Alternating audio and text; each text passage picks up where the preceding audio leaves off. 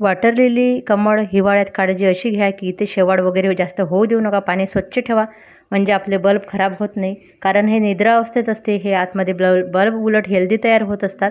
हे खराब न होता चांगले होतात. म्हणून काळजी करायची आवश्यकता फक्त एवढीच आहे.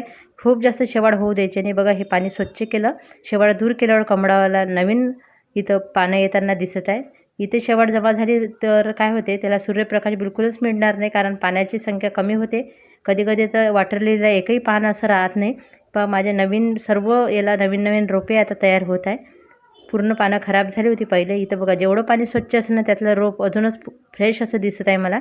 आणि इथं मी गप्पी माशी टाकल्यामुळे मला तर पाणी ठेवावंच लागते याच्यात. आणि असं पाणी एवढं आहे ठेवलेलंच आहे मी सर्व याच्यामध्ये. आणि हा जो ट्यूबर आहे ना खूप छोटा लावलेला होता. मला वाटत नव्हतं हा लागेल. पण याला पण नवीन पाणी येताना दिसेल. जर मोठं झाल्यावर मी नक्की दाखवेल.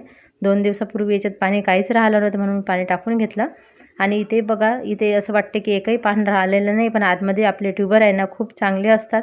कारण 1-2 कुंड्यामधले मी करून बघितलेले होते आणि तुम्हाला सुद्धा दाखवते एक काढून थोड्या वेळानंतर बघा ना तुम्ही. फक्त इथे शेवाळ न होऊ देता पाणी स्वच्छ ठेवण्याची आपण काळजी घ्यावी. इथं बघा नवीन पानं येत आहे. हा पण ट्यूबर मी पूर्ण काढून बघितला होता आहे का नाही. पण छान हेल्दी असल्यामुळे बघा नवीन येत आहे. बघा याच्यामध्ये पाणी राहिलं नाही. इथं शेवाळ आहे ना ही काढून घेते आणि परत पाणी भरते. पाणी भरल्यावर बघा आपले पानं किती टवटवीत दिसून येणार आहे. आणि इथे मी तुम्हाला दाखवते की आपला ट्यूबर कसा आतमध्ये राहते तोच इथं काढून दाखवते आहे तुम्हाला.